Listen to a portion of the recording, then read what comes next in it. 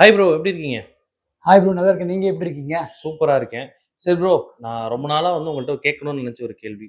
எப்படி இந்த இண்டஸ்ட்ரிக்குள்ள இத்தன வருஷமா சர்வே பண்ணிட்டு இருக்கீங்க? அண்ட் உங்க தாத்தா, அப்பாக்கு அப்புறம் இப்ப நீங்களும் உள்ள வந்ததுக்கான ரீசன் என்ன ப்ரோ? Good question. ப்ரோ பாருங்க, கோல்டுனா ஒரு சென்டிமெண்ட், ஒரு எமோஷன். நாங்க இந்த பிசினஸ்ல இப்போ வரல.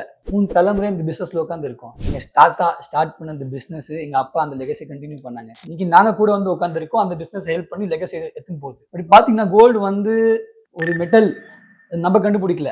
நம்ம கும்பிடுற சாமியை கோல்டு போடுவாங்க அந்த காலத்துல. So gold is always emotion and sentiment in India. அப்படி ஹிந்தியில இந்தியாவை சோனிக்கு சிடியா சொல்லுவாங்க. இங்கிலீஷ்ல பார்த்தா India is called a golden bird. இந்தியாவில் இருக்குது gold reserves. there's a tons of reserves in India. For example, நிறைய பேர் இன்னைக்கு ஜென்ரேஷன் நிறைய பேர் சொல்றாங்க, யங் ஜென்ரேஷன் கோல்ட்ல இன்வெஸ்ட்மெண்ட் பண்ண மாட்டேன்றாங்க, இன்ட்ரெஸ்ட் இல்ல. யங் ஜென்ரேஷன் கேர்ள்ஸ் பெரிய பெரிய நெக்லஸ் போடுறதுக்கு ஆசை இல்லை அவங்களுக்கு. இருக்குது உண்மை சொல்றேன். நீங்க ரெக்கார்ட்ஸை பாருங்க. 2010 2025 வரைக்கும் கோல்டு சேல்ஸோட வால்யூம் எவ்ரி இயர் இன்க்ரீஸ் ஆகுது, அது டிக்ரீஸ் ஆகல. இன்னொரு எக்ஸாம்பிள் சொல்றேன் உங்களுக்கு.